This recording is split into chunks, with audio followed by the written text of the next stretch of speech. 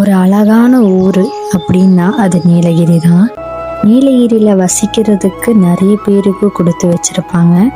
ஏன்னா இந்த மாதிரி ஒரு சுத்தமான காற்றும், சுகாதாரமான தண்ணி, சாப்பாடுக்கு எந்த வித கஷ்டமும் இல்லாமல் நாளைக்கு என்ன பண்ண போகிறோன்ற கவலை இல்லாத ஒரு வாழ்க்கைனா அது நீலகிரியில் இருக்கிற மக்களுக்கு தான். ஸோ இந்த வீடியோவில் நம்ம என்ன பார்க்க போகிறோம்னா தேயிலை விவசாயிகள் ஒரு நாள் வாழ்க்கை, இதை தான் நம்ம இன்றைக்கி பார்க்க போகிறோம். ஸோ மறக்காமல் என்னோடய பேஜை சப்ஸ்கிரைப் பண்ணிவிட்டு லைக் பண்ணிவிட்டு வீடியோ ஃபுல்லாக பாருங்கள். இது டூரிஸ்ட் ஸ்பாட் இல்லைங்க, இதுதான் எங்களோட ஊர். நான் இங்கே தான் வளர்ந்தேன், இங்கே தான் படித்தேன். என்னோடய கரியர் க்ரோத் இங்கே தான் ஆரம்பிச்சிச்சு. இந்த டீ எஸ்டேட் மூலியமாக தான் என்னோடய வாழ்க்கை இந்த அளவுக்கு கொண்டு வந்து விட்டுருக்கு.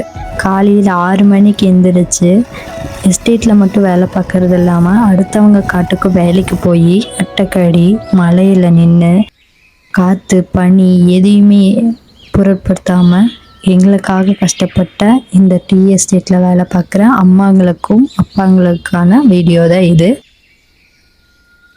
நிறைய பேர் விவசாயத்தை பற்றி சொல்கிறதுக்கோ அதை பற்றி கேர் பண்ணுறதுக்கும் நிறைய பேர் இருக்காங்க, நிறைய பேஜஸ் இருக்குது.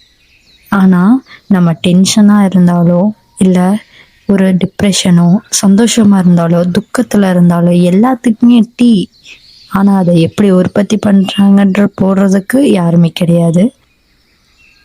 நீலகிரியை சுற்றி காட்டுறதுக்கு நீலகிரிக்கு இந்த இடத்துக்கு வாங்க அந்த இடத்துக்கு போங்க அப்படின்னு சுற்றி காட்டுறதுக்கோ இல்லை இப்படி இருக்குன்றத பற்றி சொல்கிறதுக்கு ஏகப்பட்ட பேஜஸ் இருக்குது, ஏகப்பட்டது.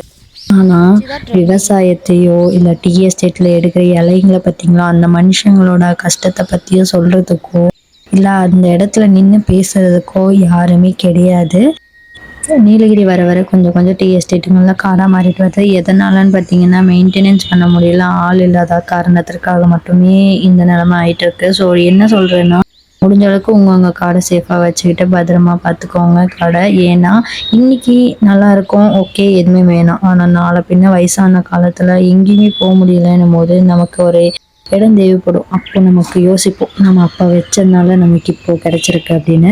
ஸோ முடிஞ்ச அளவுக்கு ஹெல்ப் பண்ணுங்கள், வீட்டில் இருக்கிறவங்களுக்கு ஹெல்ப் பண்ணுங்கள். என்ன வேலை செஞ்சாலும் நம்மளை காப்பாற்றினது அப்படின்றத யோசிச்சுட்டு லைஃப் எப்படி வேணாலும் அப் அண்ட் டவுன் ஆகலாம். அதுக்காக ஒரு தொழிலை கற்று வச்சுக்கிறது தப்பு கிடையாது. இந்த மாதிரி நிறைய வீடியோஸ் இன்னும் அப்லோட் பண்ணணும், நீலகிரிஸ் பற்றி இன்னும் நிறையா அப்டேட் சொல்லணும்னு நான் விரும்புகிறேன். ஸோ மறக்காமல் நம்ம பேஜை சப்ஸ்கிரைப் பண்ணிவிட்டு லைக் பண்ணிவிட்டு போங்க.